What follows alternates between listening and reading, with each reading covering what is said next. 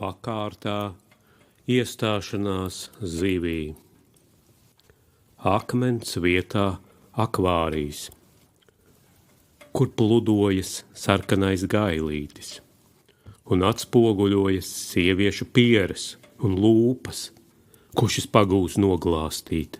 Iekams viņš izaudzēja spuras un kļuva par zivi, te čaukstēja zāle, mutuļoja circeņi.